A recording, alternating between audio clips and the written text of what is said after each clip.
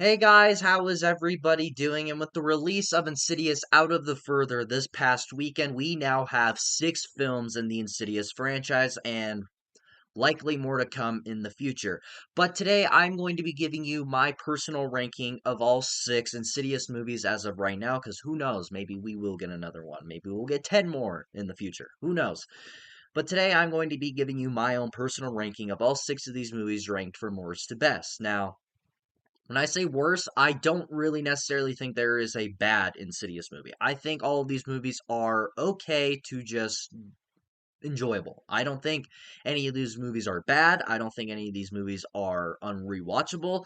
And even the ones that I do like, I don't necessarily think that they are amazing films. I don't necessarily think that they are, I don't know, best of the best, like one of the best horror movies ever, top 10 for me, or whatever. These are my top two are movies that I can see myself maybe rewatching once if I were to ever want to watch a haunted house movie. But with that out of the way, here's my own personal ranking of all 6 Insidious films.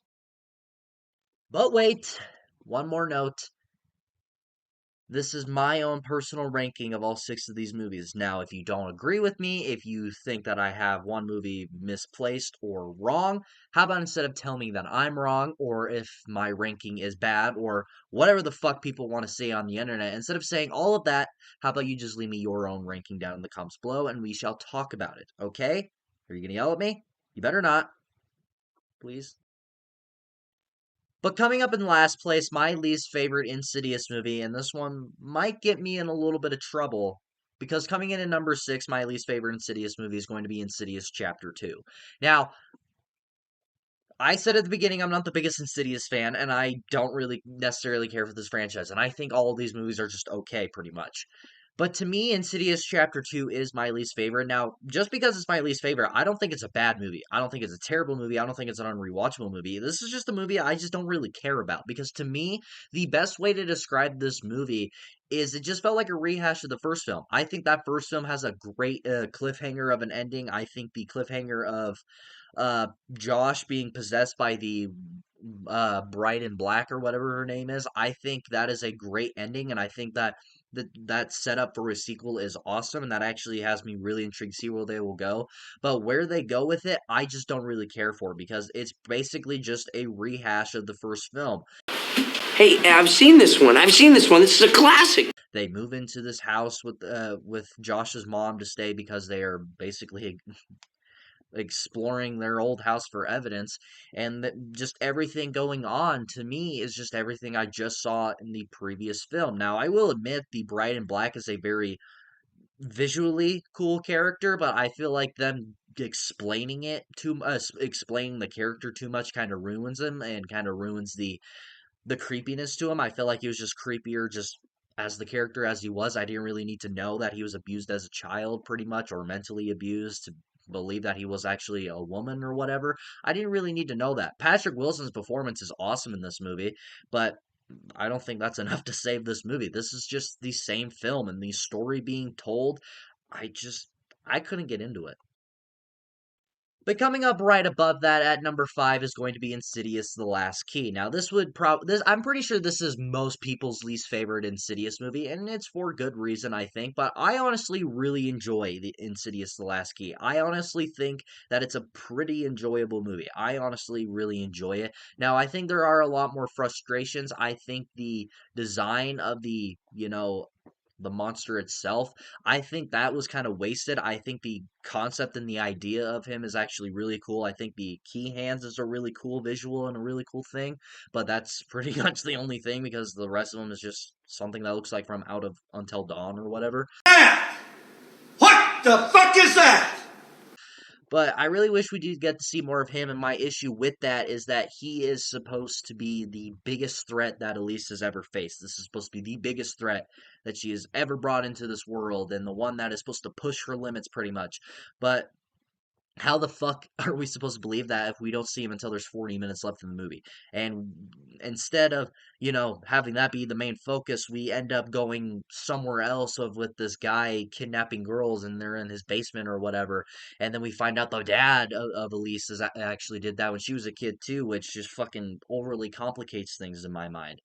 So I have a lot of issues with that, but the main thing that I really enjoy about this movie, and I can see myself rewatching this movie over Insidious Chapter 2, is Elise herself. We find out more about her backstory. We learn more about when she was a child. We learn more of pretty much of when she was learning her powers or whatever, or learning her powers, or just learning what she really is, pretty much. And that is probably the only the good thing about this movie. And they seem to focus on the three core characters of Tucker, Elise, and Lee Winnell's character. I don't remember his name. You think I would remember by now, but I don't. But overall, I actually really enjoy Insidious The Last Key. I understand its issues. I understand why a lot of people would have this as their least favorite, but I find it a little bit underrated. Coming in at number four is going to be Insidious The Red Door. Now, the one best way to describe this movie is unnecessary. That is the best word to describe this movie. It is a very unnecessary sequel. It is a very unnecessary follow up, as an unnecessary installment in this franchise because Why are you here? we don't necessarily need to see the Lambert family. I think that the conclusion that we had with them at the end of chapter 2 is where their story should have ended. I think that was a pretty good conclusion for Josh and Dalton's story. I don't really necessarily think that they needed to continue that. And that's kind of another reason why I don't necessarily love chapter 2 like a lot of people do, is because not only one is the story kind of mediocre and just the same thing I just saw in the first one, but two, that ending where it was supposed to be, I don't know if it was supposed to be the final chapter of these characters. Maybe there was always a plan to make this movie, but that seemed like that was going to be the final chapter of those characters. And to now bring this movie along, I feel like kind of cheapens that movie a little bit more. But getting away from chapter 2 and focusing on the Red Door, but there is a lot to like here. I think Josh and Dalton's busted relationship, and that being the main story pretty much told, and how the jump scares and the monsters and stuff being told in the background is kind of pushed to the side to focus on Josh and Dalton's relationship. Personally, I really enjoyed that. I think that is probably the best part about this movie, especially for someone that's gone through a lot of personal issues with his parents as well. I've had my moments with my father, and I don't really get along with my mother that much. So I can resonate with that storyline, and that speaks a lot to me. And I have to give nothing but praise to Patrick Wilson. I think his directing and his performance in this movie is awesome. I'm just a big fan of Patrick Wilson just in general. So not only does he give a damn good performance, but I feel like his directing duties in this movie were also really good. I think that for this being his directorial debut, I'm honestly surprised to see how good this movie was directed. But to me, it's also just extremely frustrating for this movie. Not only is it unnecessary, but it's just frustrating and just not as rewatchable because we are watching Dalton and Josh relearn all of these events that they literally went through in the first movie, and tell the first two movies actually. So to re-experience all of that all over again when we could just rewatch the first two movies if we really wanted to see that again, that just makes this movie even more unnecessary. However, I do feel like there's just more to like here over chapter 2. Coming in at number 3 is going to be the new kid on the block, and that's going to be Insidious Out of the Further. Now, when this movie was coming out and when they announced it, I rolled my eyes because at the time I was not a huge Insidious fan. This was before the time I, rewatched these movies and had a better view on these films. I rolled my eyes because I'm like, this is going to be unnecessary. This is a film that doesn't need to happen. The Red Door was just okay. I don't think this movie needs to happen. I saw the trailer, which the trailer was not appealing to me whatsoever. I thought it looked very mediocre. I felt like it just looked like a huge rehash of what the other films were, which it is, but more enjoyable.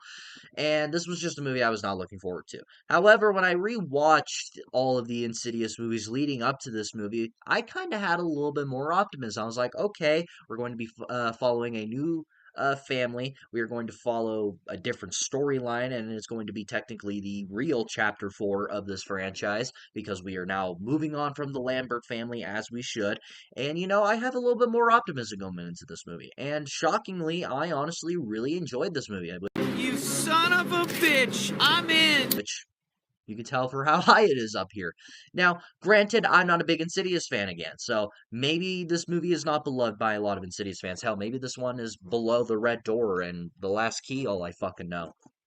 But for me personally, as not a big fan of this franchise and just went in with this movie of a maybe it will be a solid entry in this franchise, I ended up really enjoying this movie. And I honestly feel like this was a pretty good little sequel, spin-off, or whatever. And, after watching this movie, I hope they go in the direction of doing this anthology thing that they seem to kind of lean towards with Chapter 3 and now this movie. And honestly, I would love if they do that. If we do get the green light of a sequel, which is more than likely going to happen, this is the highest rated Insidious movie, and I'm pretty sure it even had the highest opening weekend for an Insidious film. I would not be shocked if we do get another one. I would like them to go in this anthology like route where they follow new characters like this movie, and I really enjoyed them. I hope they don't bring back these characters because the way it ends, it feels like a pretty good conclusion. I think the whole cult thing that they decided to do with the villain of this movie, where it's pretty much a cult, I felt like that was interesting, but that wasn't fully fledged out for my liking. And one thing I will nitpick about is the black tattoo artist girl that somehow can talk to Elise, which we don't fucking know anything about her until this movie. So that found me confusing. They tried to explain, like, oh, I can never understand what she's saying, and I have to figure them out myself. And how does she figure that out? Oh, she tattoos oranges. As an ox. Who the fuck is this guy? Hey! Where the fuck did you come from? And now we have entered my top two. And if I'm honest, my top three are all movies that I actually really enjoy. And specifically my top two, because these are the only two movies that I actually like. And these are movies that I would actually say I actually enjoy. The other ones I would just say are okay. But coming in at my number two is going to be Insidious Chapter 3. Now, if I'm not mistaken, the first time I did my Insidious ranking back when the Red Door was coming out 3 years ago, I'm pretty sure I had this movie at my number one, but I can't really remember. I'm going off of vague memories, but I'm pretty sure this was my number one. But overall, this is actually a movie I actually really enjoy. And this is a prequel movie. And I am one of those people that hates prequels. And if I ever, and I'm more than likely going to review more prequels on my channel, and you will learn that I'm not a fan of them. I do not like prequels. I think they are very unnecessary. They answer questions that I was never wanting. The answers that I get the actual questions that I have about a film that get answered end up being end up being very disappointing. However, I really enjoyed this movie, especially since this was actually Lee Winnell's directorial debut, and you see a lot of highlights from what we would end up getting from him in Upgrade, The Invisible Man, and unfortunately, Wolfman was a pretty big disappointment, but a lot of his directing efforts after this movie really shine in this movie because it shows what he was able to do. I think the main character that we follow in this movie is really cool. I think that the jump scares in this film are easily the best that we have gotten out of this whole franchise. This franchise to me doesn't necessarily have the greatest scares, but they do have some pretty creative ones. And this one specifically is the one that I would say is the best at giving jump scares because I think the Lee Winnell's direction and Lee Winnell's, creativity when it comes to that, I think is even better than James Wan, which sue me if you want. But I really enjoy Insidious Chapter 3. I think it's a pretty solid installment in this franchise, and it's a pretty damn good prequel, if you ask me. But coming in at number one, and it probably shouldn't be no surprise, but my number one is going to be the original. The original Insidious to me was a movie that I never really enjoyed. It was a movie that I thought was just okay. I felt like I honestly kind of look at it as a weirder version of a remake of Poltergeist, which this movie actually came out before the remake of Poltergeist. But I actually really enjoyed Insidious on this most recent rewatch. This was a movie that I actually really, really enjoyed and was shocked how much I actually liked it. And honestly, out of this whole list, this is the only one I can probably say I actually like. This is the only one I will probably ever want to rewatch. This is the only one that I would actually say is actually good. But overall, I'm actually just really shocked how much I enjoyed this. I really think that this really kind of shows of what The Conjuring ended up being too. So that kind of takes away a little bit of my enjoyment. But overall, I really dig the original. But that is it. That is my ranking of all six Insidious movies as of right now, and I'm sure I'll be doing this in fucking future in the next couple of years when they announce the next Insidious movie.